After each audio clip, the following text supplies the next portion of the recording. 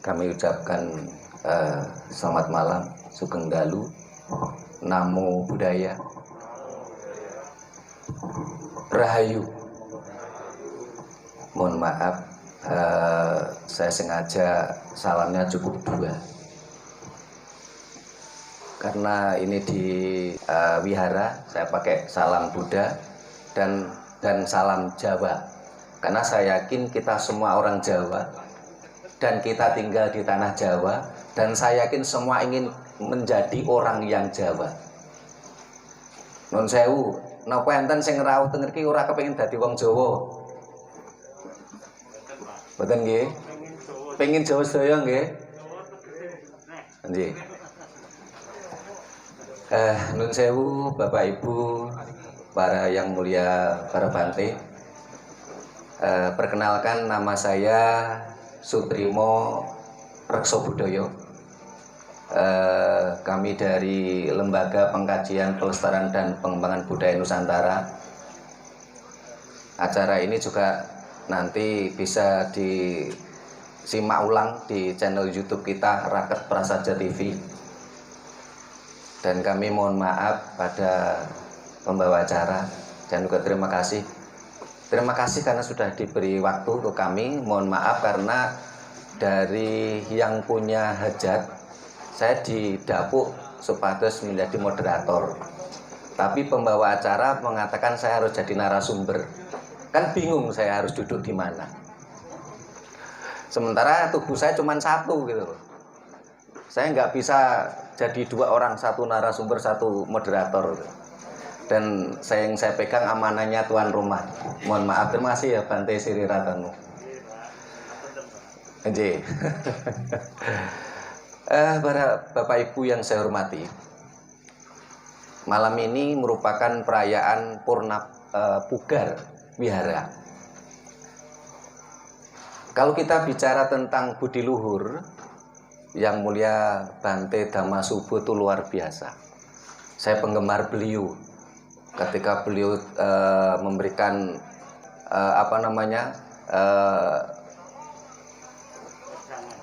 wejangan, memberikan suatu nasihat-nasihat itu luar biasa beliaunya. Tapi sebelum itu saya ingin pada Bante Dhammasubhu itu menceritakan, mohon maaf Bante,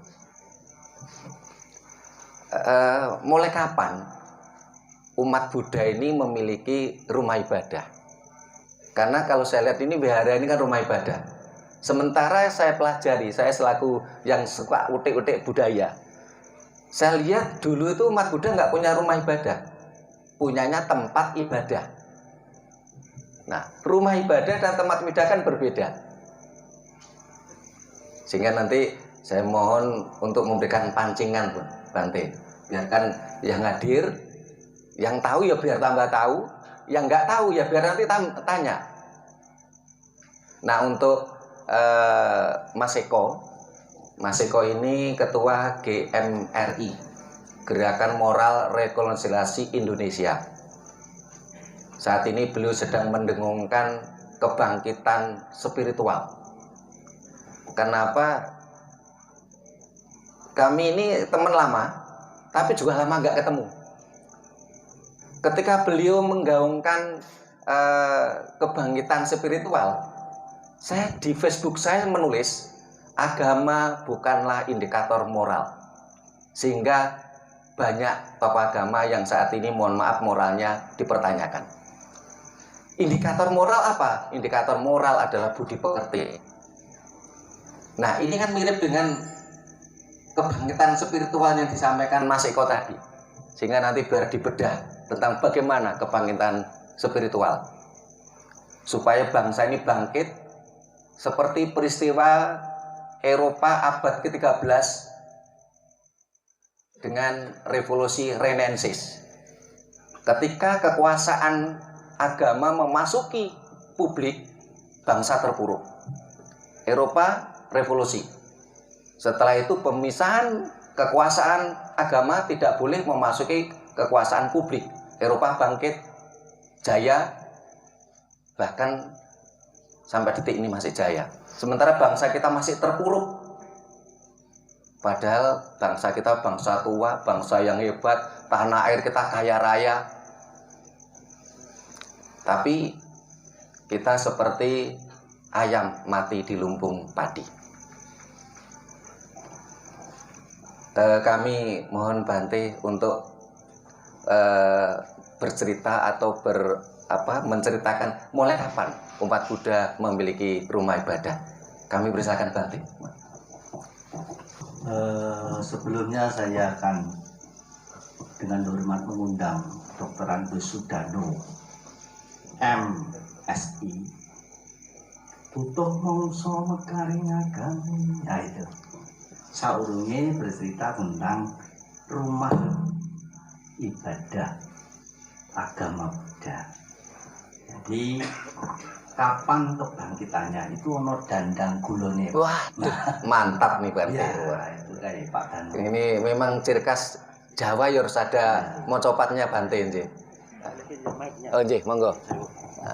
Tutup mongso, gitu kan? Suara saya itu tidak baik Pak. Kalau untuk nyumbang, baiknya untuk utang.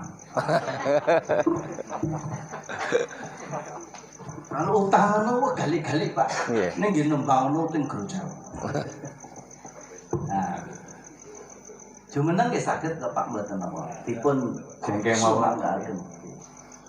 Ing yang mulya Ibu Sangga Samanira yang guru Porau Kakung Sahutri Sundalu dan Bawina Sobyotu Namo Buddhaya. Namo Buddhaya. Minangkani pamundhutipun ingkang menawi Pandhita Mas Subuh kula badhe matur nyuwanten nyumbang swanten sumbang. Menyumbangkan suara sumbang. Tutup mongso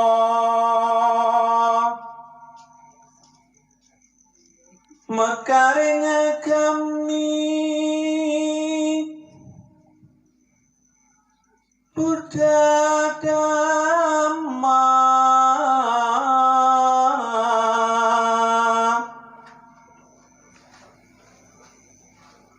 pangerten utama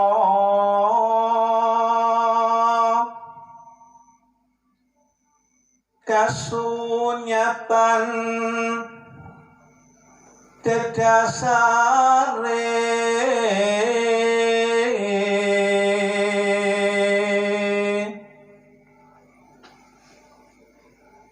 hamba para pangerten agung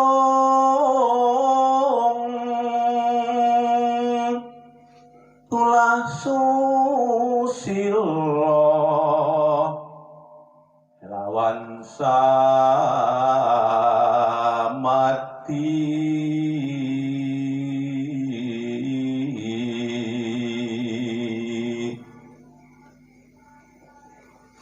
kitab suci Tipitaka iku tuntunan nipun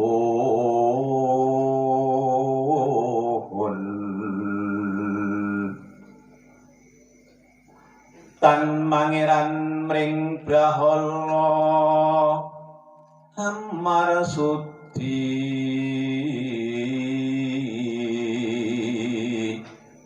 mring reh budi suci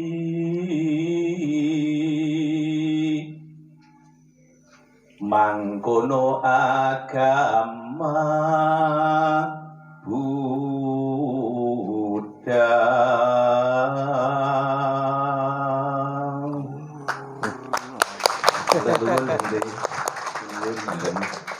Untuk kau lagi swantenipun sumbang ya Pak sengaja nyumbang suara sumbang.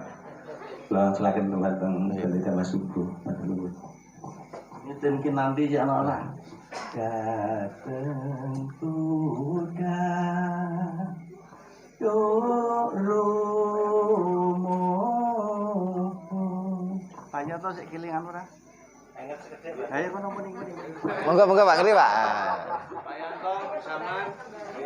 Mangkono ta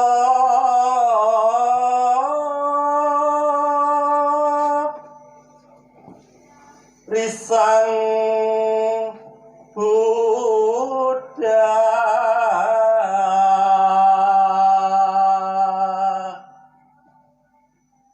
moho suci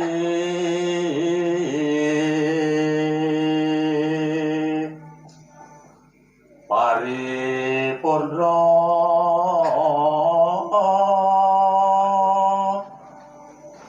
moho wikan wicaksono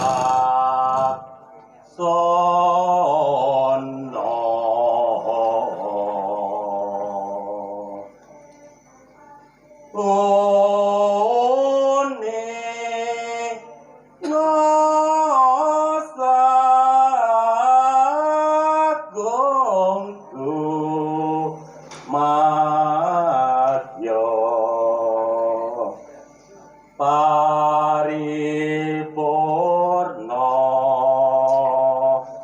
wicaksono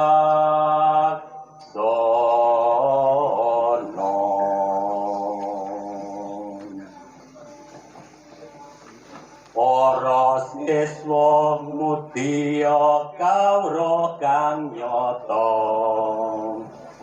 Tudyan ena marasuti mre sampurna yen wis antuk tindakno kanthi weweka kasmaran memancing partisipasi yang lain. Mangke nun saya ubahke malah nggih boten sah untuk prolognya malah pancing. Nggih jagungan kok.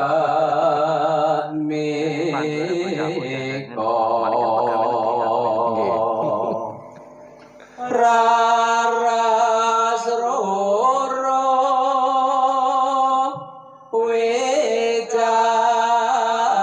wicarane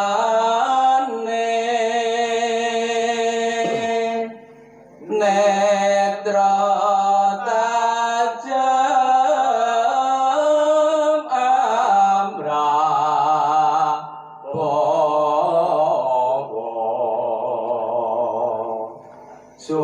susilo nono roko tejo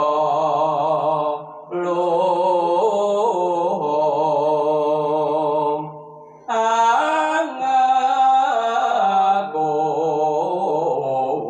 angagung prasojo ing solawowo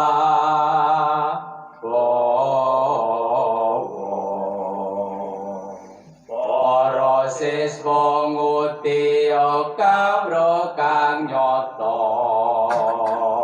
datan nirwa amarsuti mring sampurna yen wis antuk tindakno kanthi weweka sesepanyo tumumpune wimo pelareng kelatan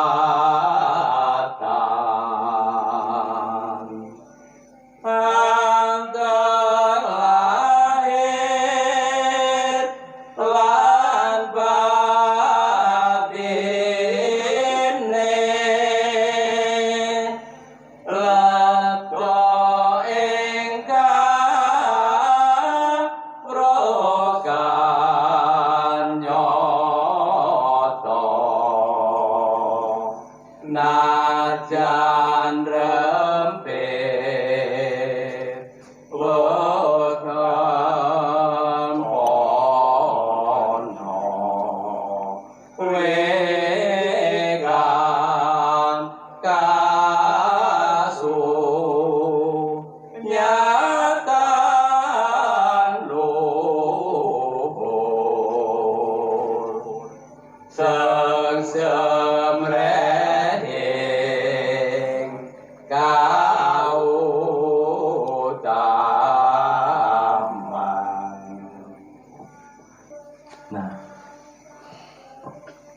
nuwun datang para penyumbang.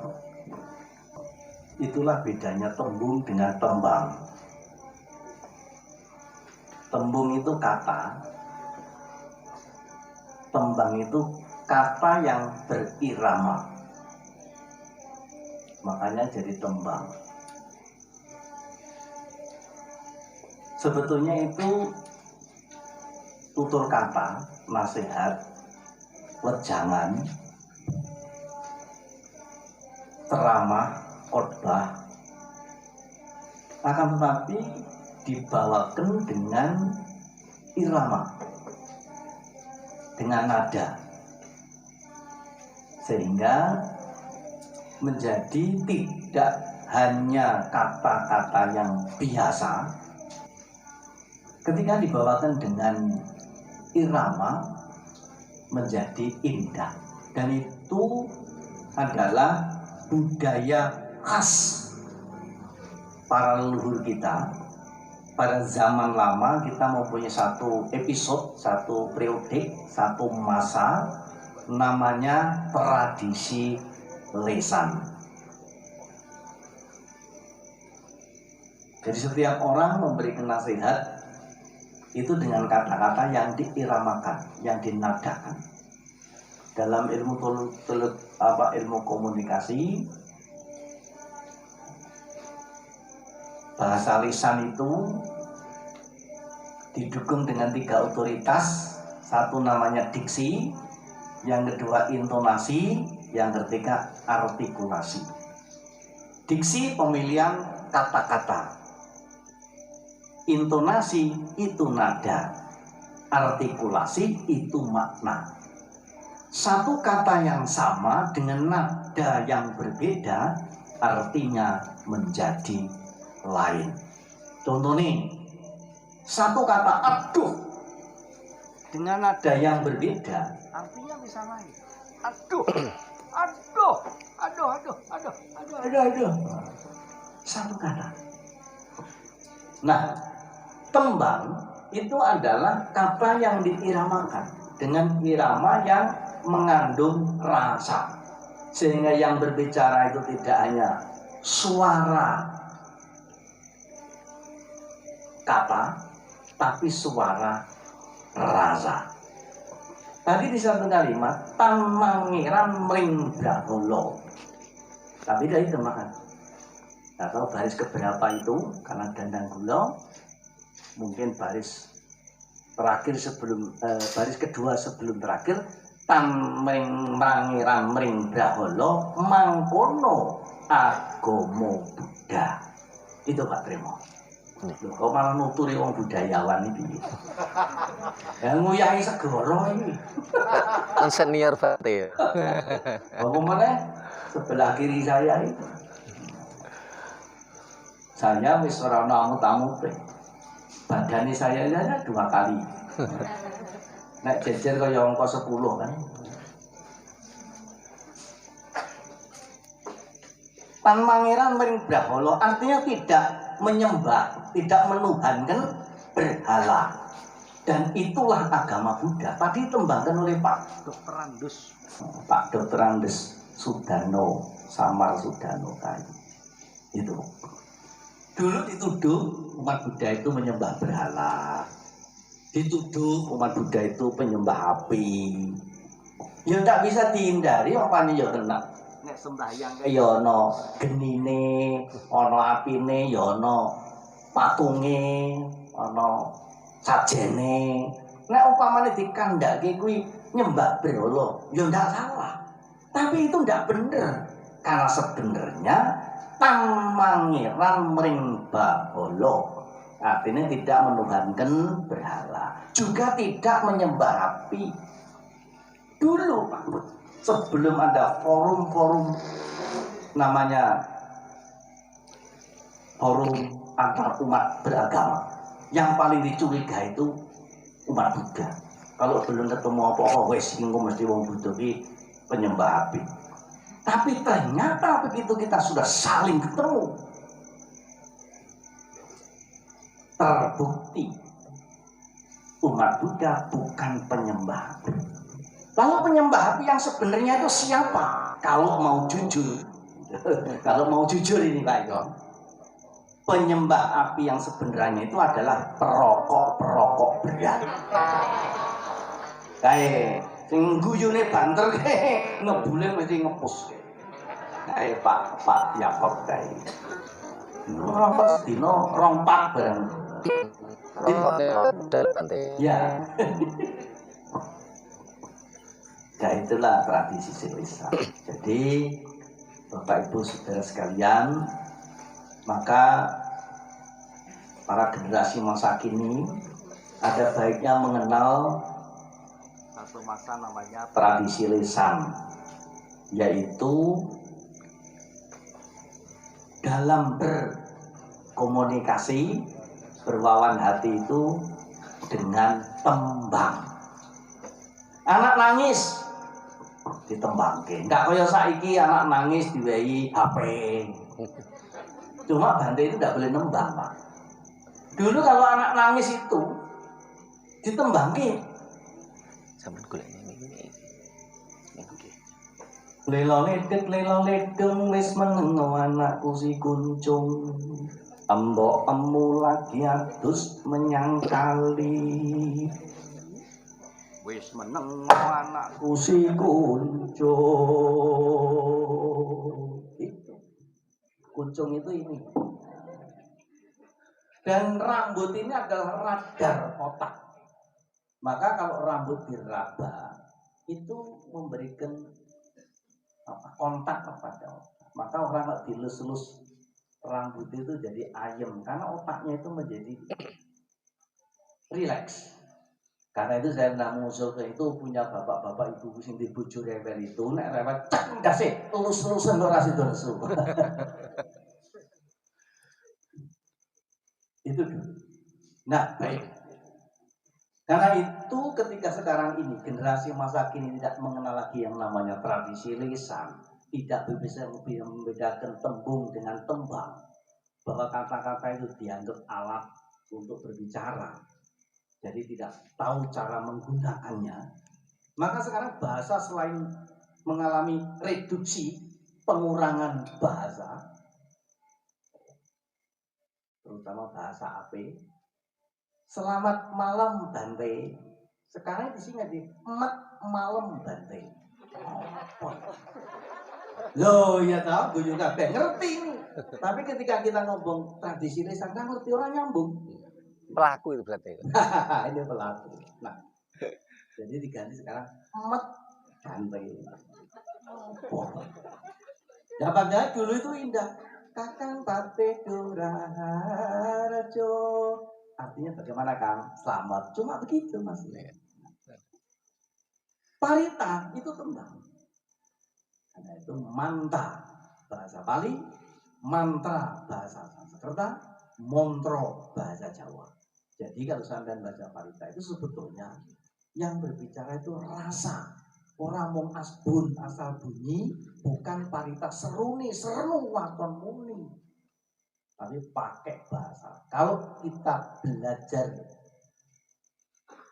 titik suara, suara suara dada, suara tenggorokan, suara lidah, langit-langit, pucuk lidah, suara gigi, suara bibir itu beda. Piye, nah itu suara bibir. Kang, nah itu beda mana? Nah, suara yang ada suara dada. Namo tassa bhagavato, gitu kan? Namo tassa, gitu kan? Nah, kadang-kadang biku-biku ini baca parita, nah ini orang ngerti maksudnya, malah dewa ini dia bingung. Apa meneh cirang rakan tukang selamat. Bahasa Pali orang ono selamat yo ora. Nah, itulah makanya saya tadi menyimpang dari skenario dan saya tidak minta izin karena minta izin belum diberikan. Saya lebih dulu mengundang Pak Samar untuk membawakan tembang dan itu tutup mongso mengkaring agami, artinya pada saat mulai berkembangnya agama Buddha yang tadi tembangkan dalam bentuk dandang gulo itu. Nah itu mau tepatnya banyak, ada kinanti, ada pangkur dan seterusnya. Mematus truli purwarso terus sami aku ra iso. Lupa kok. Kowe ngerti ya kok nguyu. Nah, karena itu yang mesti saya harus sampaikan adalah ini. Arahan dari membawa atau moderasi, dan moderator itu beda dengan kalau moderator bahasa Madura yang suka or itu anaknya loro makanya radiator gitu kan. Ya itu tentang rumah ibadah. Pak Suprimo kita kenal bahwa beliau adalah penggiat media. Saya juga sering mengintip perjalanan beliau di berbagai kesempatan, juga forum-forum yang dibawakan. Menyenangkan, menenangkan, menyehatkan, menguatkan, dan menenteramkan sekaligus membanggakan. Apa yang dibawakan itu dalam rangka merawat tradisi budaya. Saya selalu mengatakan negara yang utuh apabila bangsanya tidak melupakan sejarah nasional sendiri. Yang kedua, rakyatnya tidak meninggalkan seni sastra budaya sendiri. Maka kalau suatu bangsa dan negara rakyatnya sudah meninggalkan seni sastra budaya sendiri, negara itu tidak lama akan hilang, tinggal nama. Dan budaya itu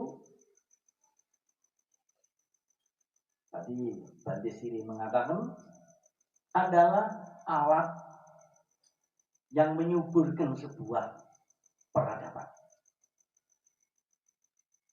Maka kalau saya boleh mengatakan budaya itu kebiasaan. Kebiasaan yang baik itu namanya seni. Maka namanya seni budaya. Seni artinya sentuhan nurani.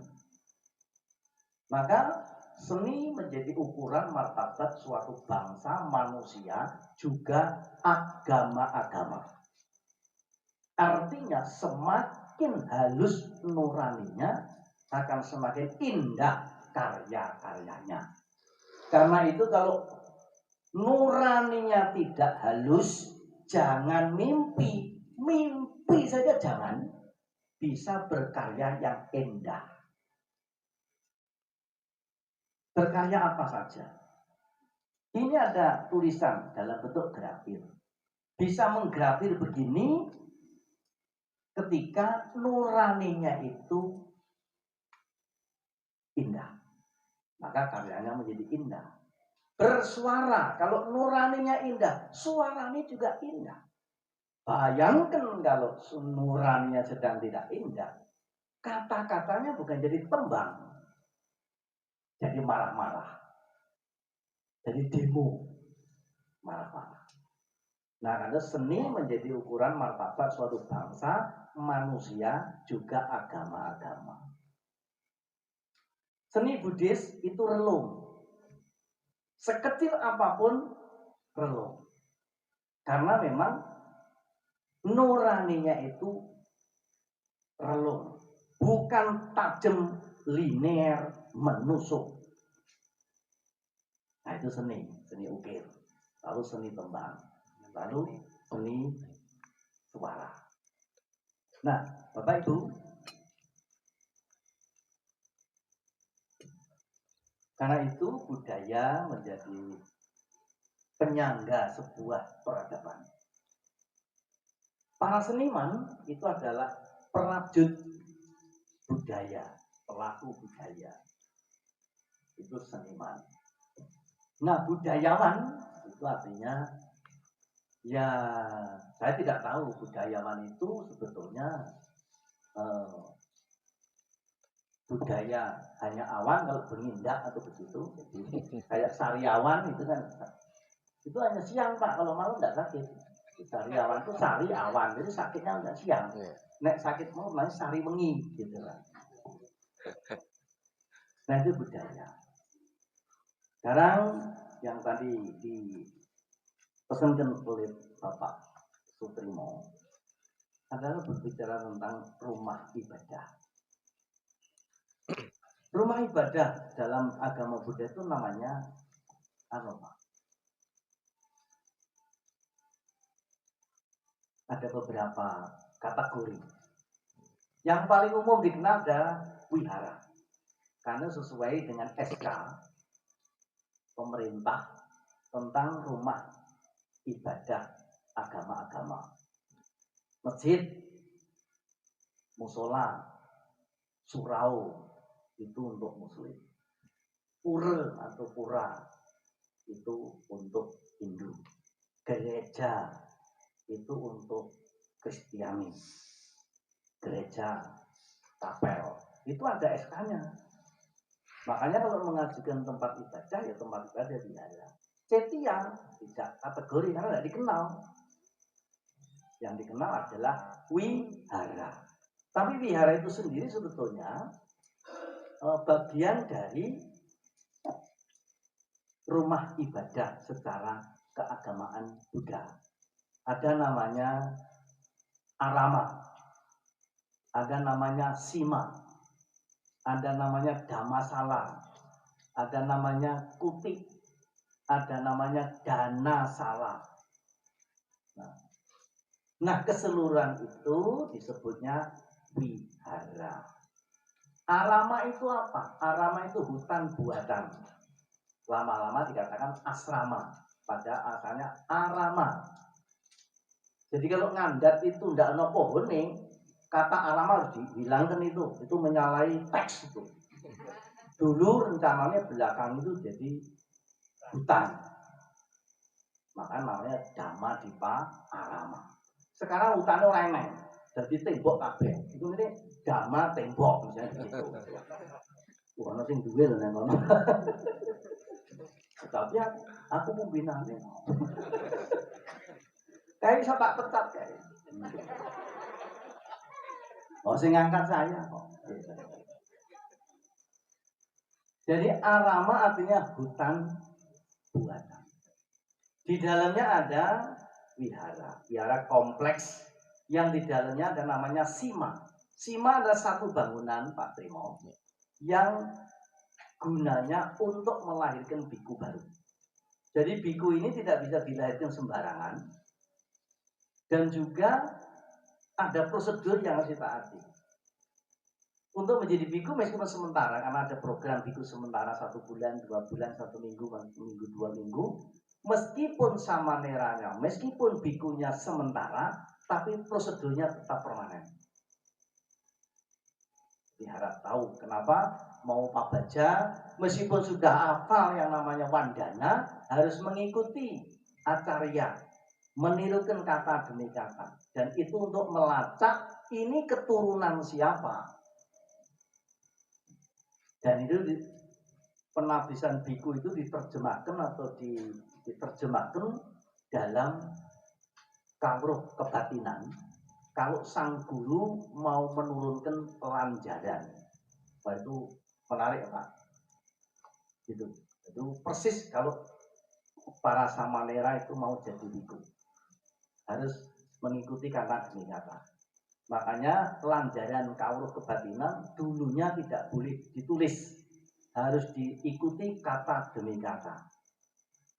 Itu persis seperti kita upasamada. Nah, selain sima yang menjadi tempat untuk melahirkan biku baru, yang kedua adalah dhammasala. Dhammasala, sala itu ruang atau tempat untuk pembabaran dhamma. untuk khotbah umum, pembabaran dhamma. Nah, itu. Bahasa modern aula.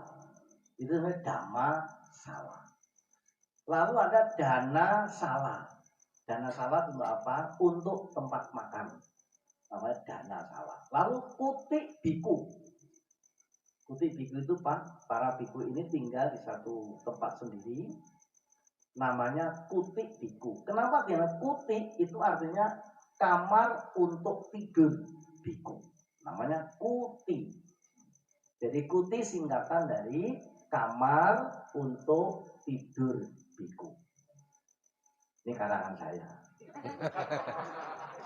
Tapi aslinya memang ganda kuti. Tinggal Sang Buddha itu ganda kuti. Ganda itu harum. Dulu kuti Sang Buddha itu baunya harum. Nah, setelah Sang Buddha tidak ada, untuk mengenal itu maka ada dupa. Dupa adalah pengganti keharuman Sang Buddha pada zamannya. Di mana Sang Buddha bertinggal, tempatnya itu berbau harum. Orang kalau sudah bersih, suci, itu wangi. Bandingnya dengan orang yang kotor, butek, banyak perkara, mangane ora cetha, abape wae apa. Gitu. Makanya ciri-ciri orang sehat, abape bersih, awake ora mambu. Itu kutik. Nah, kemudian satu lagi,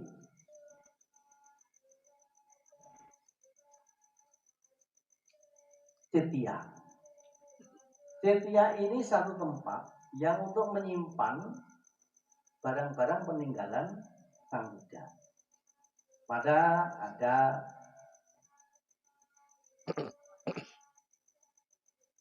cetia saririka datu untuk menyimpan relik, dhamma cetia untuk menyimpan tipitaka satu set. Nah, kemudian kalau kita berbicara wihara, apa itu wihara? Wihara ini terdiri dari suku kata apa? Satu wi, satu hara. Wi artinya berhenti, hara itu artinya arus. Maka ketika kita sampai di wihara itu ada arus yang berhenti. Arus apa? Arus kekotoran batin itu diharapkan berhenti ketika seseorang sampai di wihara. Itulah namanya wihara. Lalu kekotoran batin apa?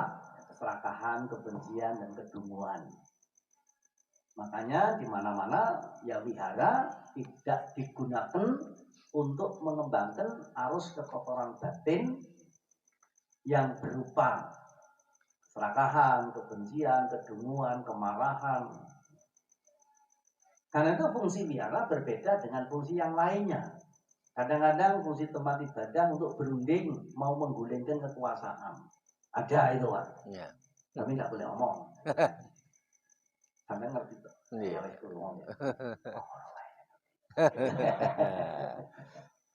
Tapi wihara adalah berhentinya arus kekotoran batin. Berhenti sebentar. Perkara pulang nanti reget lagi, tapi yang penting sudah berhenti. Nah, 5 menit lagi Bante. Biar itulah nanti yang namanya wihara. Nah, sekarang wihara di Indonesia, wihara yang tertua di dunia. Wihara yang tertua di dunia itu namanya Wihara Weluwana. Wihara Weluwana itu adanya di India, dipersembahkan oleh Raja Bimbisara. Raja Bimbisara itu adalah sahabat baik Pertapa Siddhartha yang telah sepakat kapan Pertapa Siddhartha mencapai Buddha, Raja Bimbisara mengundang untuk ke istananya perlu namaskara dan itu dikabulkan. Maka ketika Sang Buddha sampai di kerajaan Raja Bimbisara, Raja Bimbisara mempersembahkan taman bambu. Maka dinamakan Weluwana. Welu itu belu atau welu itu bambu, wana itu hutan. Sampai sekarang tempat itu masih ada. Kalau Pak Tri mau tidak percaya, ajak saya berikan tiket ke India. Siap. Nanti saya jelaskan rinci-rinci. Nah, kemudian di Indonesia, diakui atau tidak, diterima atau ditolak, wihara sudah ada sejak kedatangan orang-orang pembawa agama Buddha 200 tahun sebelum Masehi. Wihara terbesar di dunia adalah Candi Borobudur. Kemudian wihara-wihara yang lain. Kemudian agama Buddha yang sudah pernah ada selama 17 abad di Nusantara ini pernah berhenti selama 500 tahun. Pada kebangkitannya lagi, setelah 500 tahun berhenti itu, wihara tertua di Indonesia adalah Wihara Buddha Gaya Wakugong di Semarang. Nah, wihara ini berdiri kira-kira tahun 70-an. Berapa? 68. Dulu wiharanya kecil, Pak. Lalu dimakan waktu, dimakan usia, dan dimakan rayap.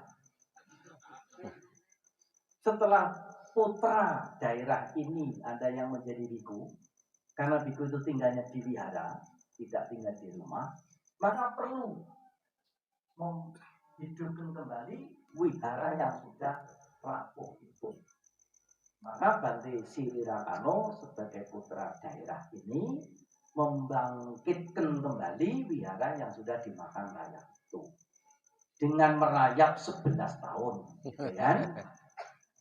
Jadilah wihara ini. Itu bedanya rumah ibadah dengan tempat ibadah. Kalau tempat ibadah itu hanya 1 meter persegi, namanya asana, kayak tempat duduknya para bante. Lemek asana itu tempat. Rumah ya 1 bangunan. Itu yang saya tahu, Pak. Terima kasih. Terima kasih Bante. Mohon tepuk tangannya untuk Bante sama Suku.